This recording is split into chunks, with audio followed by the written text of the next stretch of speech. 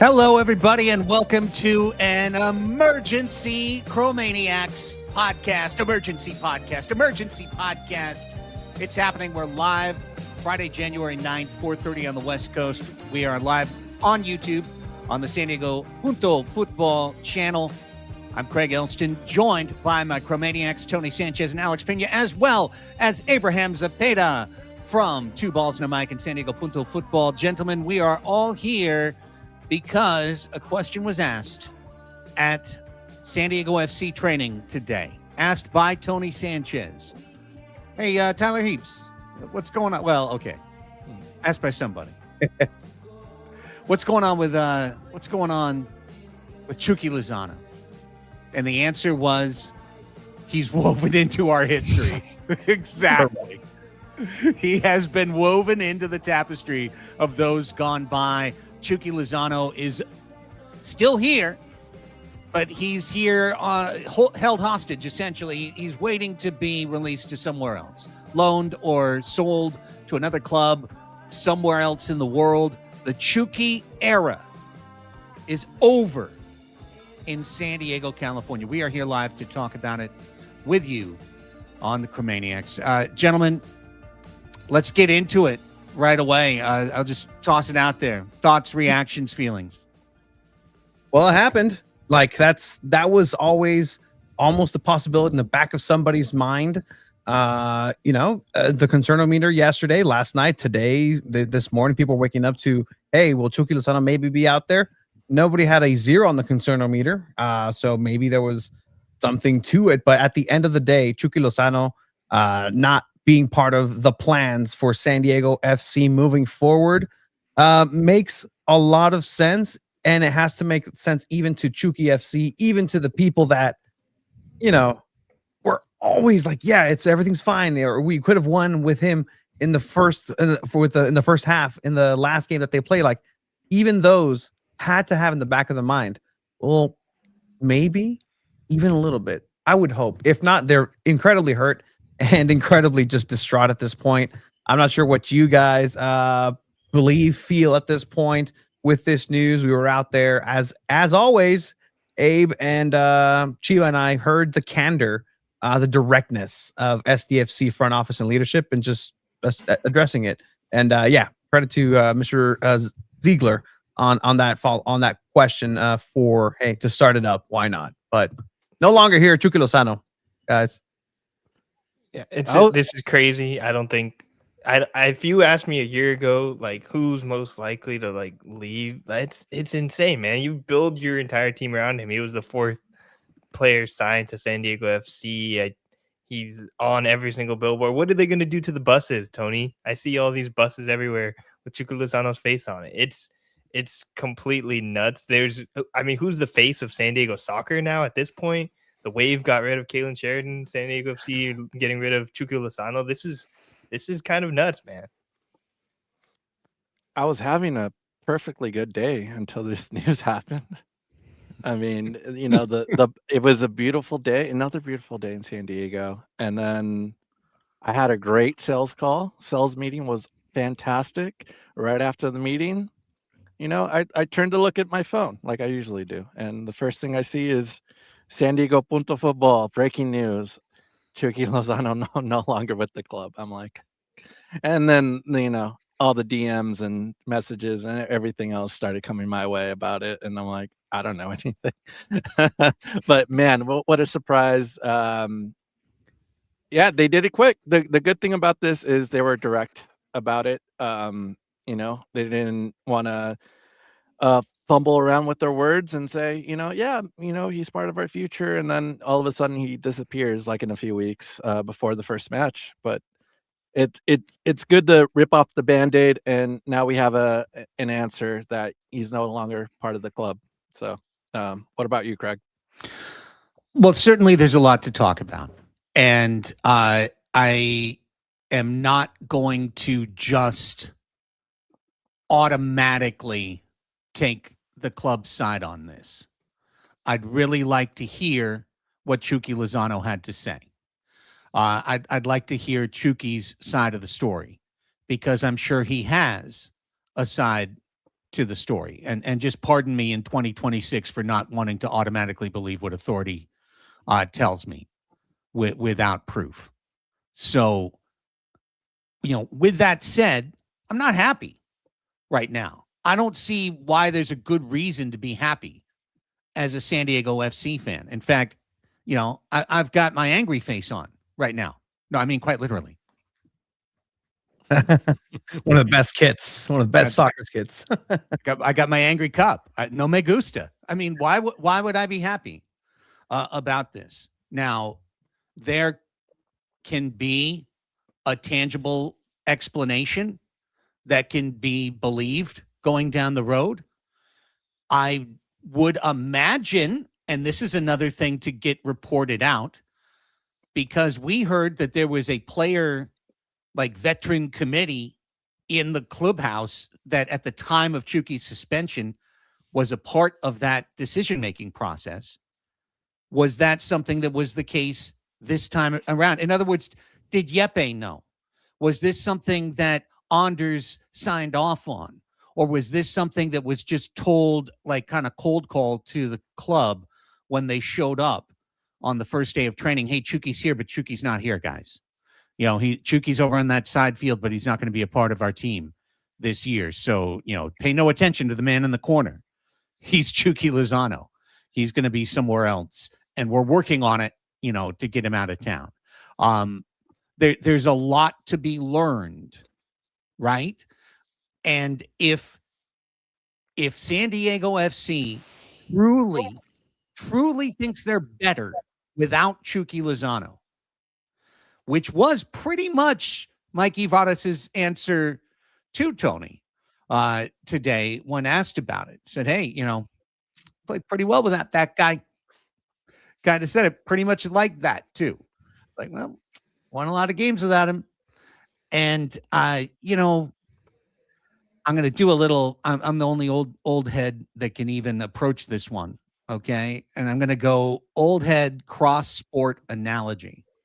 Because there was a time when Nolan Ryan was the face of the California Angels and was throwing 105 miles an hour, but they didn't have the radar gun to record it, and was throwing no-hitters and striking out 300 batters, but the Angels kind of sucked, and he went 16-16. And they let him leave and move on to the Houston Astros. And at the time, Buzzy Bavasi was the general manager of the California Angels. And he said kind of smugly, as Nolan Ryan left town, well, I just need to get a couple. What did he go? 16-16? I just need to get a couple 8-8 pitchers to replace him. And of course, Nolan Ryan went on to strike out over 5,000 batters and pitch 26 years in the big leagues and pitch until he was 47 years old. And I'm not saying Chuki Lozano is Nolan Ryan, okay? But what I'm saying is it's really easy on a small sample, which was a short playoff run, to say we're better without Chuki Lozano. We're better with the aging Amal Pellegrino as our now everyday every game left winger, and we're going to do even better without Chuki than we would if we brought Chuki back. Maybe it's true. I can stand to be convinced. I'm not going to, sit here and pretend like I know anything. I was 1.1 on the concernometer yesterday, for God's sakes, because I didn't want to parse social media. But congrats to everybody that did, your social media sleuthing. It was, in fact, correct this time, and I sounded like a dumbass on yesterday's podcast saying, go ahead and leave and touch grass. And when I still think you should touch grass instead of looking at social media. But in this case, they were right.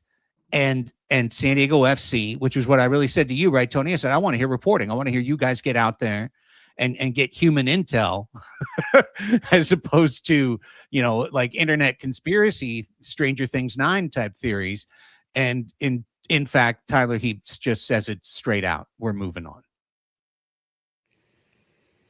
Hey, you were there. Yeah, I mean, like you said, Craig, 11 goals and 9 assists is hard to replace in MLS. And that's that's something that Tyler Heaps and Mikey Varas have to worry about now. And we saw the team in their offensive struggles without a 9, and now you're going to hope that Marcus Ingvarsson stays healthy, and you need to find a left winger long term alongside Pellegrino, because let's say Pellegrino can play, you still need somebody to back him up, and it's really surprising to being there in person and seeing the media react that the way they did. I think Tony Chiva and I weren't that surprised. Mark Ziegler didn't seem surprised either, but everyone else there was just in complete shock, immediately on their phones, just, oh, holy crap, everything's changing. And for Tyler Heaps to be that honest is very surprising to me for the way that most modern sports teams act in terms of communications nowadays, and the way that you protect information like this. Like, they very easily could have lied to us and said, yeah, he's here training with the team, which is technically true. But now what leverage do they have in selling a player like Chuki Lozano? It's the decision to even announce it is honestly really shocking to me still.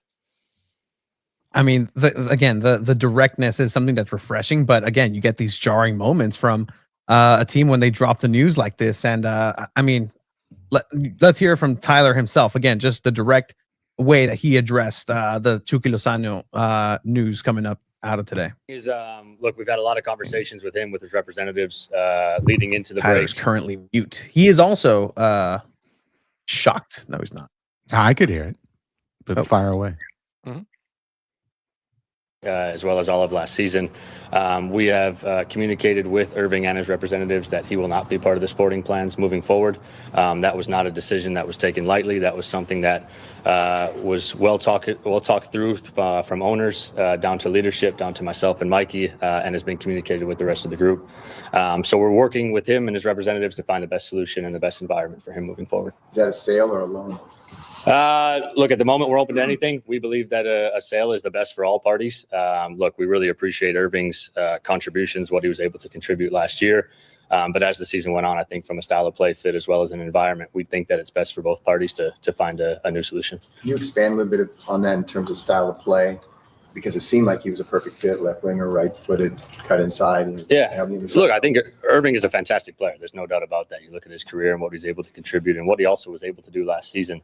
But I think it's about much more than that, where you talk about collective often here and making sure that we have every player bought into what we're trying to do with and without the ball, whether that's also before training, during training, et cetera. And so, again, this wasn't a decision that was taken lightly. It's a very difficult one. It also shows the commitment from the owners in terms of what we're trying to do here. And this doesn't mean either that we're going to take a step back. We're going to continue to try to improve the team. We think we have a really strong group here, and we have good commitment from owners too to continue to improve this team. And what does it mean for DPs? Sorry.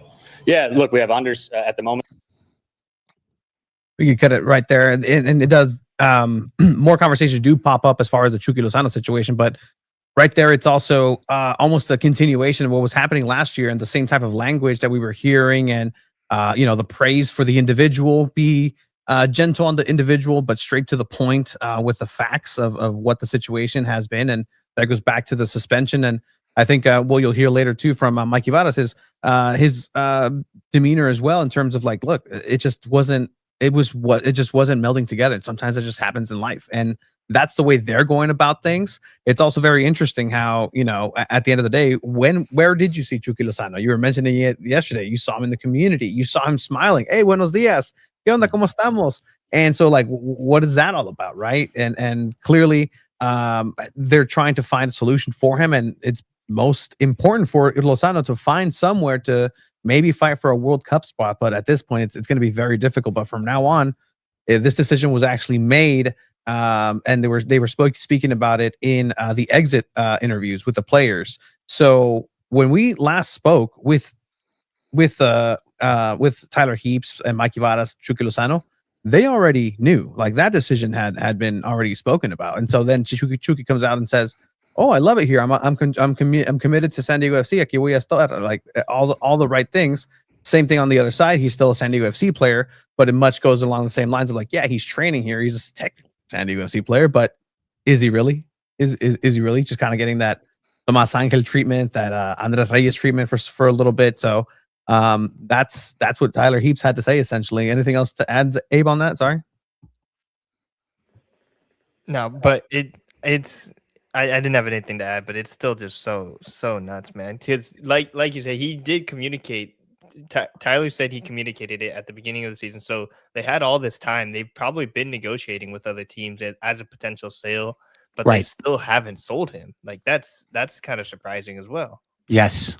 That's exactly what I was going to jump on, Alex, was that for this to be announced now on the first Friday press session of preseason training, that means, I mean, they've had the opportunity for weeks to make a move and to let the move be the announcement.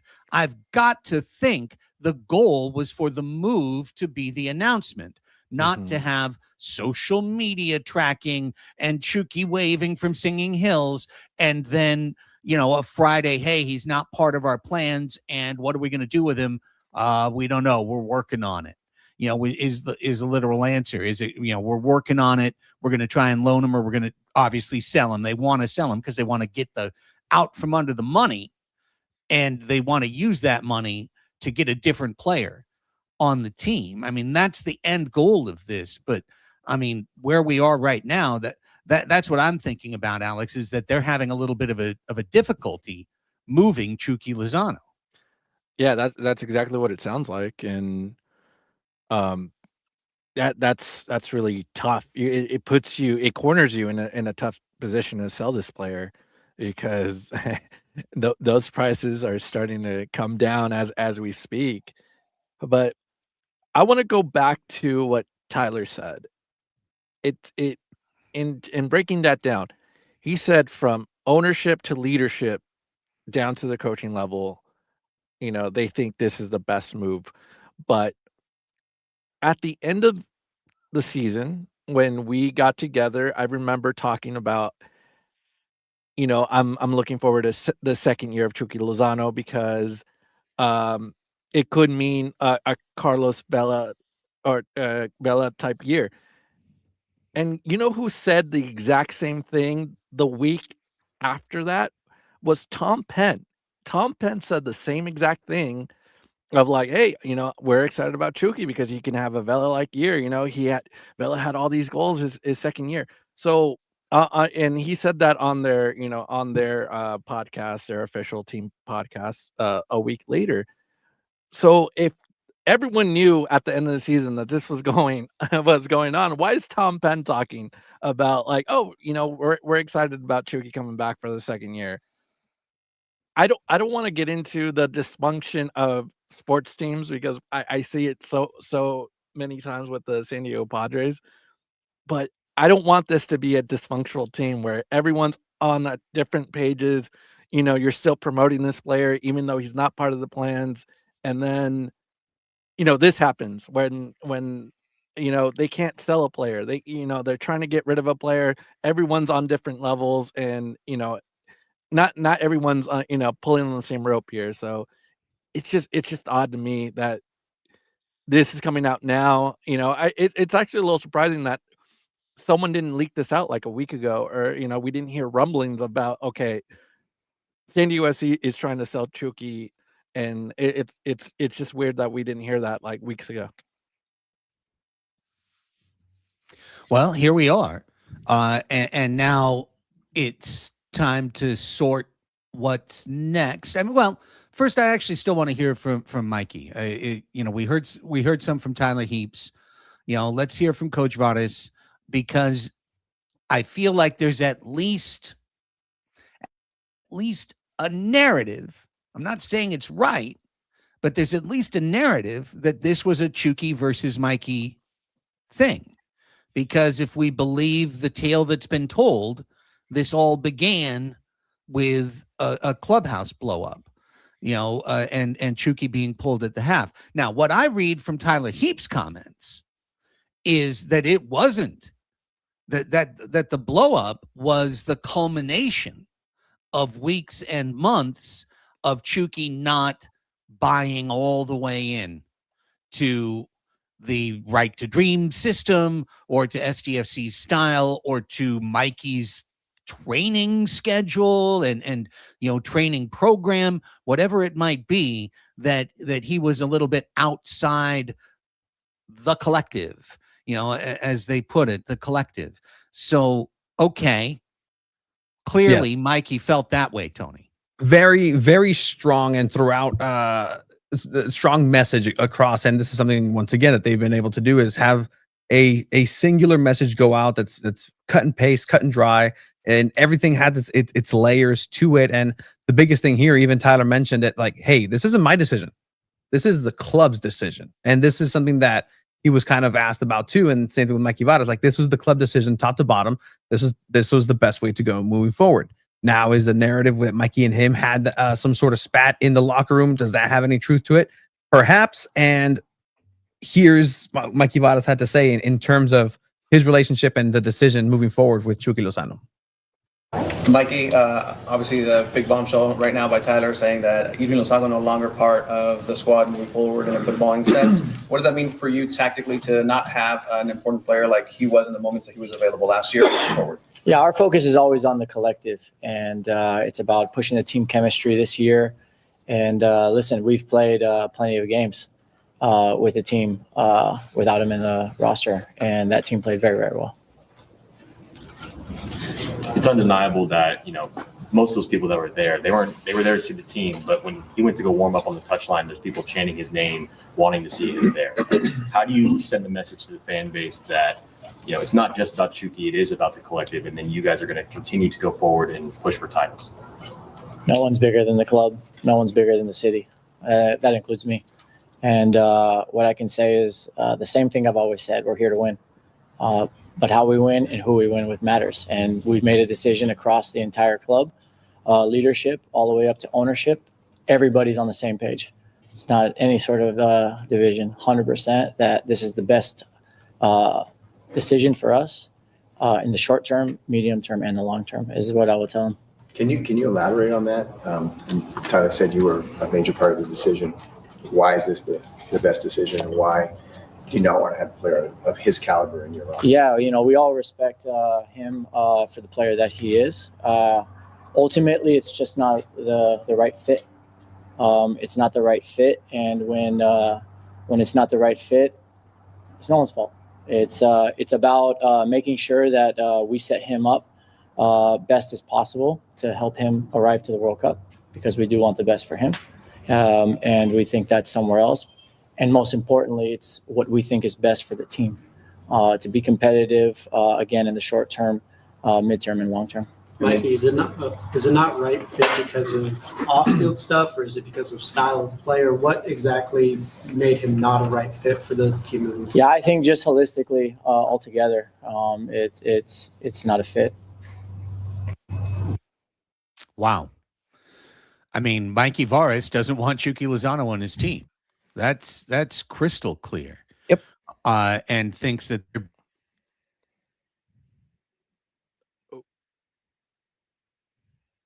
Mikey Varas just went after Go for it, Tony. Go for it, Tony. Chuki Lozano just cut it off right there. And I think, again, all of this is now available on SanDiego.Futbol. Both interviews, full interviews with Tyler Heaps and Mikey Varas available. And again, if you're going to look into if that's the case, as Craig was saying before he, passed to a frozen state, a Han Solo-like state, is that his demeanor changed. And, is coming back. Here we go. Yeah, there we go. Hey, Craig. I was just saying that, like this person that Mikey doesn't want Chuki on his team. I was just talking about also, just if you keep looking throughout the interview as they talk about different subjects, just even the body language, the posture. He's very firm and direct when he talks about these things, and almost he's over it. He just doesn't want to talk about it anymore. But that's just kind of my perception in this. You can go check it out. SanDiego.Futbol, the full both interviews today. But Craig, you were saying. Oh, yeah, I'm sure my son just probably fired up Fortnite or something and just ate up a piece of my bandwidth. I mean, it is a Friday and it's almost 5:00, so apologies. No, what I was going to say is that we've got ourselves a talking point. Both guys said leadership to ownership. They are creating a united front story, which is that everybody agrees that Chuki Lozano's the wrong guy for San Diego FC. And listen, if that's the case, then that's the case. That's what happened. Now, isn't there a responsibility to making the face of your franchise the third highest paid player in the league, the highest paid player on your club, the guy that you bring out to Rady's shell, the guy that's on the side of every trolley that's rolling past Grossmont Center out here in La Mesa? Isn't there a responsibility that you made this commitment and it's not even a year later and you're saying, okay, wrong fit, as if like Chucky knocked on their door and walked in and made himself home and they're like, nope, wrong fit. No, SDFC made a calculated, targeted decision to make Chuki Lozano the face of the franchise. So how did they get it so wrong that a year later it turns out he's bad for the clubhouse, bad for the system, bad for the organization, and not of the same size as the city? Mikey Varas was like, no one's bigger than the club. No one's bigger than the city. I'm like, I don't think he says he's bigger than the city, but okay. Yeah, can I go back to Tom Penn for a second, because I think I think it all goes back to who got Chucky in the first place. And a little bit of me says, like, this was obviously 50% marketing, 50%, the player, because just like Vela, you bring him in to mostly Mexican market, he's gonna, sell you some jerseys, he's gonna sell you some tickets. That's all part of the marketing ploy. And Tom Penn had the formula. He had the formula, and it worked in LAFC. And he's like, I'm gonna do the same thing with SanDiego.FC. Just watch me. And then it doesn't work. It doesn't work here. It did work. I mean, it was very successful, in the beginning, but then you get to see Dreyer, you get to see the style play, and then you figure, like, hey, it really is the system that can help these players out and become a successful team. So I think it's like, it goes back to who brought Chucky here in the first place. I don't know what the right answer is there. But it just sounds like, it just sounds like not everyone is on the same page here. Who brought Chucky here? It was Tom Penn and his group, like you said. But Tyler Heaps sat up next to Chuki Lozano at his introductory press conference, though, and he wasn't even officially the sporting director. It was the assistant sporting director to a sporting director that didn't exist. Yeah, which is insane looking back on that now. But like, I think the main quote I'm gonna walk out of all this with is holistically not a fit. To be using such strong words like holistically, like, it's not just like, oh, sporting wise it didn't work out, he's a great guy. Like, they could say things like that. Holistically, in all aspects, is pretty much what that means. He is not going to be here in San Diego, and that is just insane to me to do as a star player, as your highest paid player. And it's a little bit of an indictment on leadership within the club to, like Craig said, not know that he is this type of player if they say he is, and also if you're not willing to, like, meet him where he's at, because he performed well throughout this season at times, and there were versions of SanDiego.FC where when he was performing at his best, Honest Dreyer was performing at his best, they looked unstoppable, but I guess they believe that wouldn't work out in the long run. It's a moment where, again, you can tell that this situation has weighed on the individual of Mikey Varas. Later on, he just gets asked, like, hey, like the typical, hey, well, you have a game coming up in February 3rd. Like, you're starting with playoffs. What does that look like? Oh, I love it. We love it. It's based, is how we want to start the year. It's a very positive vibe. The club actually got recalled about a week earlier than they originally were going to get recalled. Because CONCACAF let them know, hey, instead of playing week 3 of this, you're going to now be moved up.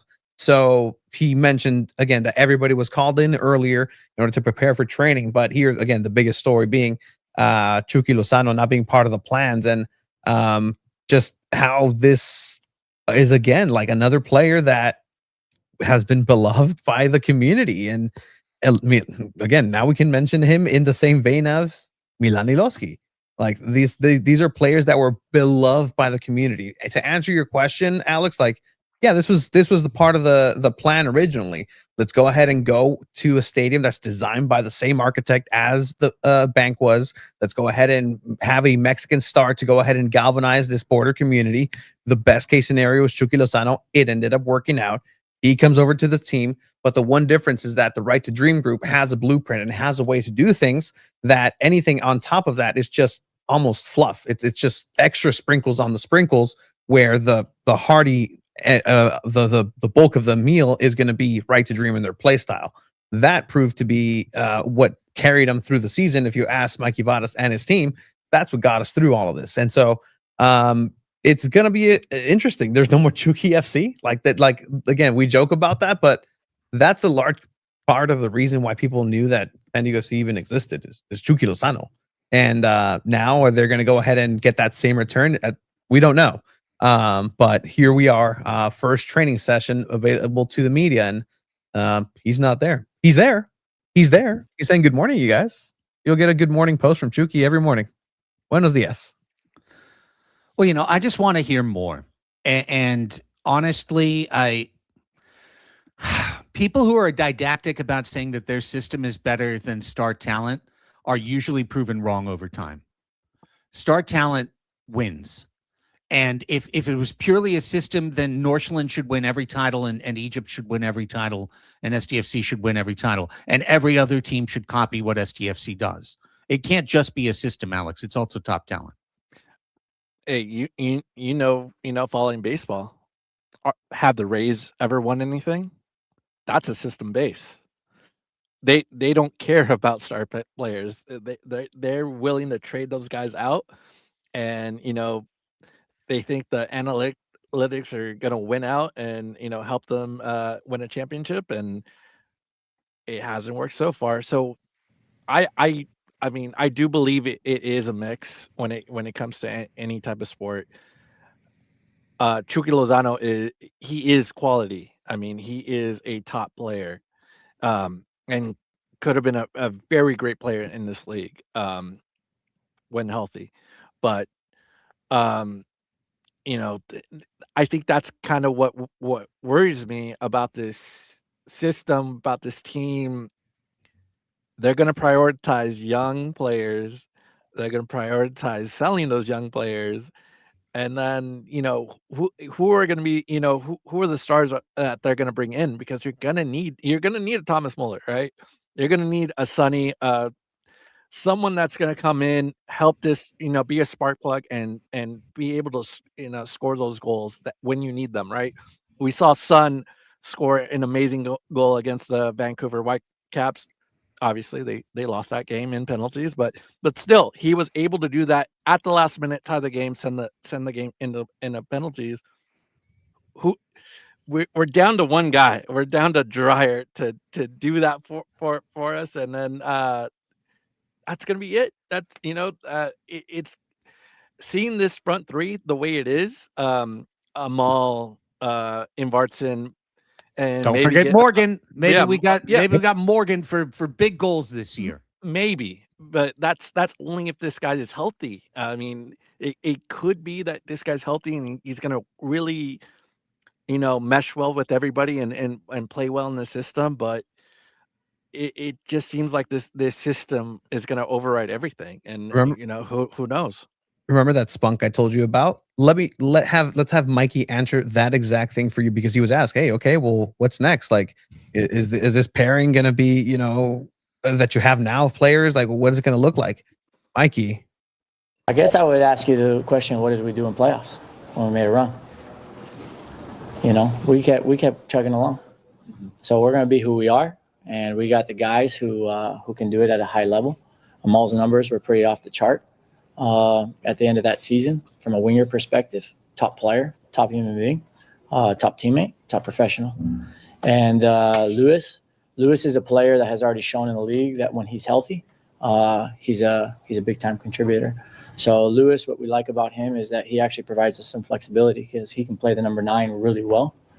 He can also play the number 11. So all of a sudden we have 4 guys between Anders, we have a Marcus coming back healthy, and everybody's rooting for him because, again, the type of guy he is and the type of professional he is to be able to stay healthy, because we think he's a really strong player also. So between Anders, Marcus, Pele, and Lewis, regardless of if there's a move in the short term, we have 4 guys that are competing for 3 spots, which is something that a head coach always likes. Wow. Shots fired. Damn. The negative space there is where basically Chucky Lozano's like character was boiled in acid by Mikey Varas right there. Hey, Top Craig. player, top human being, top teammate, top professional. That goal that Chuki Lozano scored didn't matter. That game actually finished 3-0. Right. I mean, oh my God. Holy cow. Okay. I don't think there's anybody in town who has been like more effusive in praising Mikey Varas. I said it was one of my favorite coaching jobs I've ever seen in my life, Mikey Varas in 2025. Okay, so I just want to put that out there as context. I don't like what I just heard from Mikey Varas. I don't. And you haven't really heard me say that very many times. I don't like what I just heard. I don't like continuing to tap the sign pointing at 4 games in the playoffs or 5 games in the playoffs. That's one playoff run, boo. Like you don't get, you can only point at it so long, because if you're 0-3 and you're pointing at it going, well, the playoffs, no one gives a crap anymore. That's results-based discussion. And this club has told me that they're about process and about system and about togetherness and not about tap the sign, we won in the playoffs. Because you can easily not win in the playoffs. You can easily have a downturn season. And this is literally where we started yesterday's show for the season debut of Chromaniacs. Was like, you can have the super team that you wanted to build and come into year 2 and finish in 8th place, and everyone looks at it and goes, holy cow, what a disaster season 2 was for SDFC, when in reality, that's soccer. That's what happens. Sometimes it all goes right. Sometimes it doesn't all go right, but now SDFC has put the target clearly on themselves and said, we're better without Chuki. We're better human beings not being around Chuki. He essentially said that with what he said about them all. That was such a slap. So you guys have to prove it now. And the smugness will get slapped off your face if all of a sudden Galaxy is clowning you and LAFC is running up and down on you and Earthquakes gets points off you and all of a sudden California is putting their boot on your neck instead of the other way around. All of a sudden, it's going to be a lot harder to talk about process, system, togetherness, belief, collective, and all of the rest. So now it's time to get cracking. And it's time to sell this contract and bring in a replacement. And if that replacement doesn't come till the summer window, which was when we were talking about, Alex, the chance for a next DP, boys, better not be looking at you in 12th place when it comes to World Cup time, talking about process and talking about this and that, because this is a decision that is being explicitly stated by club. Lozano bad, us better without him. Abe, how do you feel of next year he's going to be 36-year-old left winger running around. It's so much pressure on Pellegrino, and I think what I didn't recognize enough in the moment last year is there was a lot of magic in San Diego FC's run in their inaugural season, in Pellegrino moving over to the left side after everyone completely written him off as the 9. He moved over to the left, was unbelievable, playing at such a high level. To expect that to play out over an entire MLS season is insane. To expect Anders Dreyer to perform at an MVP level again is really difficult as well in a season where he's gonna be worried about World Cup and things like that, and it's just so much pressure up top, and then so much pressure on the young kids too that are going to be coming in and probably be these replacements in so many different areas on this team. And the belief they have in themselves, it could just be like such high ego because of how well they performed, but it could just be like complete like just guts, and it's crazy to see this out of such a young team. And isn't it crazy that the person that we were mentioning it while we were standing in the moment, it was a pretty cool moment, not necessarily just feeling wise or taking any joy in anything, just like, like this is the player that said that they wanted to be here. Honors Dreyer was the one that was like, oh, who knows? In soccer, who knows? Right? Like, and we were like, that was odd. But then she comes out with a smile. It's like, oh, aquí estoy. No, sí, I'm here at San Diego FC. This is my home. This is where I want to be. Where my contract is. See you guys next season. Tyler Heaps even like joked about it during the press conference. Yes, he did. Chiva asked him that question, and Tyler was like, yeah, I saw your video that you asked him that, and he was kind of nervous. Like, he even said there's interest in Anders Dreyer. Anders Dreyer could also want at any point decide, hey, I'm over MLS. I want to leave. And what happens to San Diego FC's plans then? Like, there's so much interest now in how well this team performed, and all of your players. Luca Bombino at any point could potentially depart. Manu Dua. When you have so many this like system where you want to sell people and go, you got to have at least some veterans that you lock down and hope stay with the team for a couple years, especially the one that you're paying the most money, right?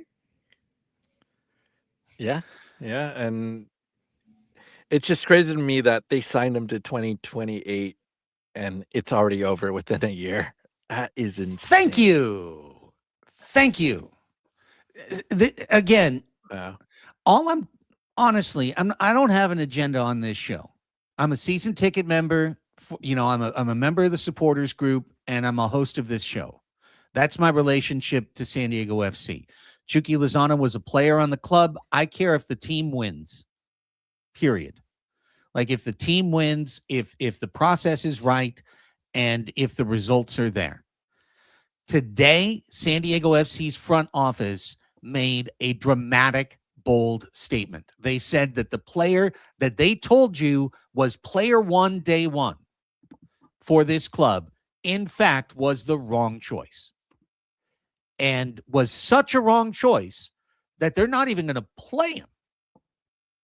Because keep this in mind, they have failed to sell him. This is something that they didn't start doing this afternoon. They have failed to sell or loan Chuki Lozano to this point. Now it's public. Now the price goes down automatically. The minute that Tyler Heaps opened his mouth to Ziegler, the price went down. And let me tell you something else. The moment Mikey Varas just threw lighter fluid in a match with his comments, the price went down a little further.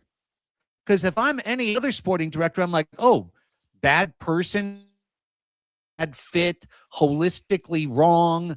Amal Pellegrino is Mother Teresa by comparison. All of this, like, and look, Pele, great guy, right? Amazing. But now you're going to negotiate a sale. How's that going to work out? And that's the thing on the business side, 3 years, that contract was signed by not sporting director Tyler Heaps. And I don't think that if in a vacuum, Right to Dreams Academy is going to choose somebody to be that bedrock outside of marketing, it was never going to be Chuki Lozano. And now that they're coming again into the realization, I talked about it yesterday. Hey, maybe to be competitive, you don't need to pay somebody like Chuki Lozano, and you can save so much money. Keep going with this formula and truck forward, find another Honors Dreyer that nobody's heard of, and it's going to be a bargain steal. And here the star is Tyler Heaps and the front office because they brought him over. I don't know if you guys want to hear a little bit of what the plan is, maybe to replace that Please. area. Yeah, let's All right. let's hear it. Inside. And Yeah. have him Look, I think Hirving is a fantastic player. There's no doubt about that. You look at his career and what he's able to contribute and what he also was able to do last season. But I think it's about much more than that, where you talk about collective often here and making sure that we have every player bought into what we're trying to do with and without the ball, whether that's also before training, during training, et cetera. And so, again, this wasn't a decision that was taken lightly. It's a very difficult one. It also shows the commitment from the owners in terms of what we're trying to do here. And this doesn't mean either that we're going to take a step back. We're going to continue to try to improve the team. We think we have a really strong group here, and we have good commitment from owners too to continue to improve this team. What does it mean for DPs? Sorry. Yeah. Look, we have Anders at the moment, so we've got one as well as Hirving is on the roster, so he contributes as two. This is when we went back and forth. You're probably a little bit well aware of the roster mechanisms. They haven't changed yet. They may after the new CBA, but right now you can do 2-4 or 3-3. We're looking at all options. I think we would look at it as another attacking player. Trying to find somebody else that can share some of the goal scoring load. And I think that with our 9 situation, we already acquired Lewis Morgan this year, and it will be another option from that front 3 spot. So we do need to see kind of how this team continues to progress, and then we'll probably take it from there as this window continues to move on. You did mention that it might be a move for another DP this window or in the summer window. There's just not a concise player that's on there, and he's very well aware too that the longer this team waits, the more expensive other DPs get as well. Should I bring up my idea for a DP player? Sure, And please. there's a mechanism, right? In MLS, you can bring on a young DP player, a young designated player, and it doesn't cost you that much. So let's just say they ship Chucky out, they bring in the young designated player, and you could still get a third designated player if you want to in the summer. But there's one player that also plays on the wing, also plays on the left side, and it comes from FC Northland. His name is Prince Jr. He leads his team with 5 goals. And I think he would be interesting to bring in as an 18-year-old playing here in MLS, because he looks very dynamic to me. Yeah, and I'm saying this as there's not a lot of options right now. There's not a lot of things going on, in terms of like rumors or moves or potential moves that are coming in. You do have a sister club that you can call up and see if Prince Jr. can come in, who's from the video I've seen, he can move. He's very quick with the ball, and he can. I mean, I don't think and again, he fits the system. He plays for FC Northland. He can. It's just Everything. Yeah, it's a puzzle piece that fits right in. Everything is intentional with San Diego FC, and if my sources are correct, I've heard a couple times where, numbers in preseason don't mean anything, but they've seen a number 11 run around. Okay. So. Yeah. Interesting. Prince Jr. Well, the reason that they're going to sign him is because they know what he did last summer. Prince Jr. There you go. That's a good one. That's a good reference. Sorry. I apologize to everybody. That's where like crossing streams and Cromaniacs meet in the middle, right there. That's where the Venn diagram intersects. Boom. Love that. Freddie Prince Jr. Is now coming in. Okay, I mean, I'll say one thing though, Tony. If you brought in an 18-year-old and you were like, "Hey, don't worry," yeah, exactly. He's all that. Don't worry about Chuki Lozano. We've got Prince Jr. It's a lot of pressure on a young player coming across. Yeah, 100%. And I mean, to be put in the shoes of replacing the most beloved player on the squad, to really, talk about needing results immediately. If he's capable of coming into the squad and really building those results and matching Chuki's numbers in the first half of the season, then okay. No harm nor foul. But at this point, it seems like it's a lot of harm done. And some just foul emotions. And again, streamlined message from Tyler to Mikey. Tyler also, hey, we talk about the collective here. We talk about being a team player, being on the same mindset. Like, again, it's very surgical the way they are able to go ahead and just deliver some of this this news and roster movement that is refreshing, but the message may not be the best for a lot of people out there, especially the ones who follow SDFC. And another jersey that is in the hall of jerseys for SDFC in potential legend. I have a question for you guys. Do you think Chuki Lozano could end up with another MLS team? I think he'd have to be desperate, right? Because if you're looking at it from the standpoint of what's Chuki's goal is to play for the Mexican national team in the World Cup. How is he best suited to get there? Obviously by having a great season. So we understand that. But in Mexico is going to be his best chance. So surely Tyler Heaps has already talked to every Liga MX team that could possibly be a fit for Chuki Lozano, and a sale or loan has not happened yet.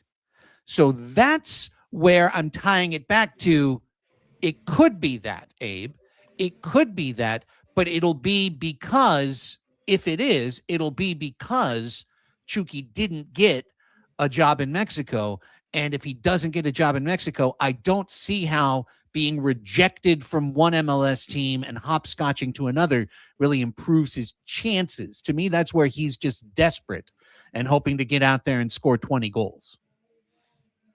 It's a ton. Yeah, and it's a huge cost for whatever team is gonna get him, because it's making what 7.6 million this season. It's not like SanDiego.FC is going to be covering like half of that. The other MLS team would have to cover his salary plus whatever transfer is going to happen there, any fees. So yeah, I think it's most likely going to be down in Mexico, and it's going to be interesting who it's going to be, because like I said yesterday, they're starting their season. They're going to have to do that quick. The main reason why I don't think it's going to be Mexico, because I feel like it would have already happened by now. Without behind the shroud of, we're not going to say he's getting traded. It's the December, nothing's happening in MLS right now. We can secretly do this before the Liga MX season starts.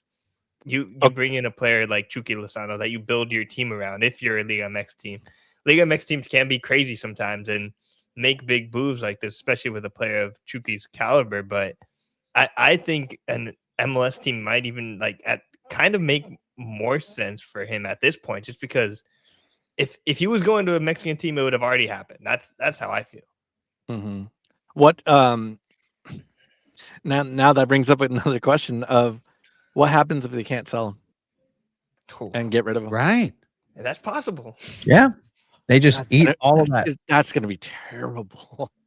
because you're in a month you're going to play the Pumas match, and what happens if that goes bad?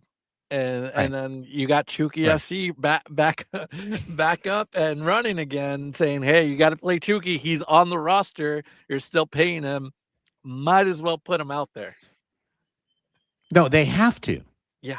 They absolutely have to, because they've just put themselves in this corner.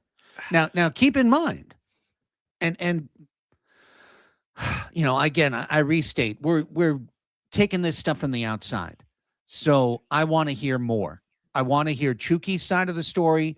I want to hear more from SanDiego.FC's side of the story as well.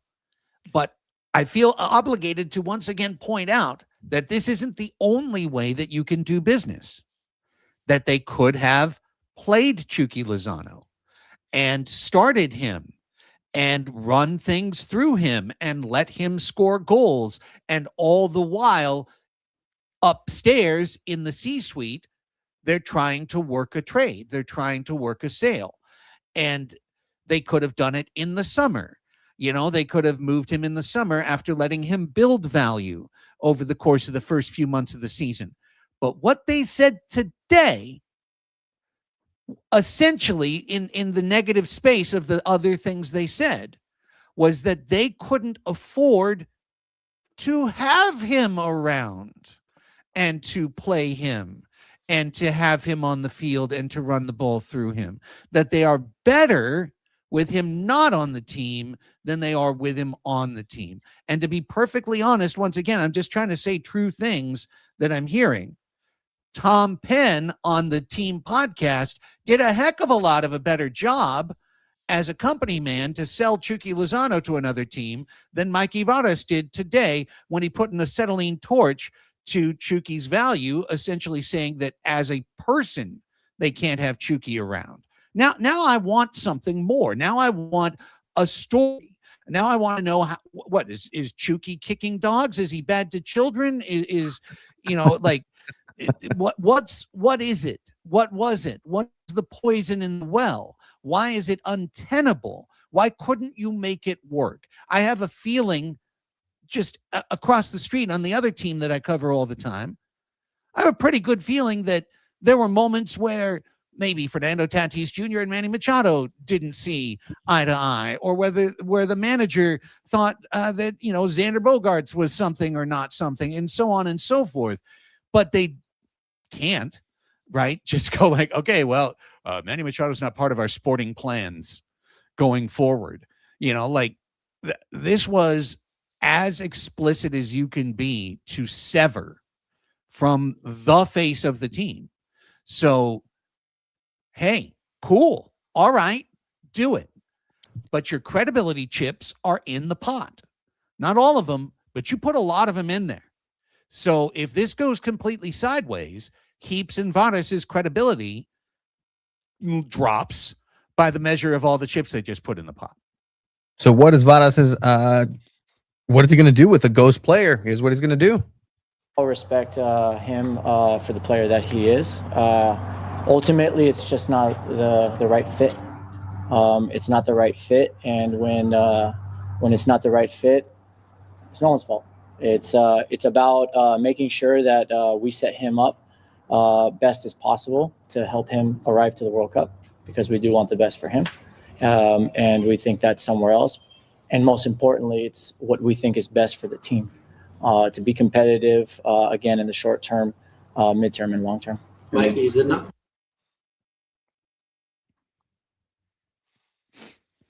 Short term, midterm, and long term. There's no version of it where they're better with Chuki. Okay, well, look, it's a statement of solidarity. They made it. They said ownership to leadership. And then the next guy said leadership to ownership. So everyone's on board. But who started that plan? I'll bet you $1 it started with Mikey Varas saying, I don't want this guy on my team. Doesn't work. Me and him doesn't work. And for Mikey Varas, who was only a coach of young players before he got a very brief stint with the national team that did not go well and led to him making some comments that were looked at along the way. Then he just had a honeymoon Cinderella perfect season, including, we all thought, doing a great job managing Chuki Lozano at the end to say no bigger than the team, but still keeping him a part of the fold and having him contribute to the team. Well, that just stopped. That stopped. That was for the boat being on the water. As soon as they got back to dock, they said, get out of here. So, okay, again, I'll just say it again. Okay, but what you going to do now? Because don't just tell me that Chuki Lozano was nothing but a problem for San Diego FC in 2025. That's a touch of gaslighting. The guy had 11 goals, scored gigantic plays, linked in with the best players, played hard every time he was out there, played through injury, rehabbed from injury. It's pretty tough to sell that you're just uniformly better without Chuki Lozano, unless you are, and you can prove it and you can show it, at which point all your credibility chips are doubled, and returned to your stack. And I think the final thing I'll probably say about Chuki Lozano, and things that I saw in person, things I saw during the season, that's a big player making big plays when they mattered. I mean, no one's going to forget what he did against LA Galaxy. That was a huge win, last minute goal. It was beautiful. And then when I went to LAFC, scored the first goal for us, and then Dreyer scored the second. But it was the kind of like the build up to the goal. He wanted the attention. He wanted everything. He wanted to hear the fans kind of mocking him a little bit. And yeah, that's what big players do. They want all eyes on him on all times. And I think that factor, that almost X factor, that's going to be missed on the club. Because who else is going to have that? Who else is going to want? Who's going to want the ball? That's essentially what it comes down to. Who's going to want the ball and say hey, I got to take over this game. I see what you guys are doing, but I got to do something to try to win this game. Well, all right, guys, I know we got to wrap up. Tony, this was an emergency podcast. Yeah. We are abutting into Friday dinner plans and whatnot and everything else. But want to say big. Oh, yeah, right. I guess there's a college football game, too. Getting whooped. They're getting whooped right now. Are they really? Yeah. Fair enough. Well, we'll go turn our eyes elsewhere. But, of course, Two Balls and a Mic will be back on Monday with more coverage. Romaniacs will be back on Thursday next week with more coverage and hopefully some Chucky side of it. Hopefully a lot more color to this story, because the black and white is pretty stark right now, in which SDFC says no Chuki Lozano. There's no Chuki Lozano. Yeah. That's the reality of it. Unfortunately, for now, emergency podcast, and we'll see what they say in TJ. I'm gonna go across. I'm gonna ask some people, hey, did Chucky no juega en SanDiego? Did you know? They probably won't know. But we will be back on Monday. First thing, we'll see if we have new information and more information, not just on Chuki Lozano, but what is going to happen with SDFC moving forward. Chuki's not here, but the team remains. What's going to be on the horizon for SDFC as they go against Pumas and prepare for the CONCACAF Champions. You can check it all out on SanDiego.Futbol. That is the name of the game. You can find us there, SanDiego.Futbol. Gentlemen. Let's wrap it. Alex, you going to be writing it up? Yeah, I'll write something up this weekend on ChromaticFC.com. You can catch me there. You can catch me on Instagram, ChromaticFCSD. What about you, Abe? You going to write some stuff? I think so. What I'm more interested now is I'm really curious as to who's going to take the lead as the face of soccer in San Diego, because Anders Dreyer does seem like he's like the best player, but he doesn't seem like he wants to step into that role. And I think that's so important to sports and just everything. And now without Chuki, like what is happening here in this city? It's all within 2 weeks as well. It's just I nuts. know. It's Sebastian Mendez's town to lose now.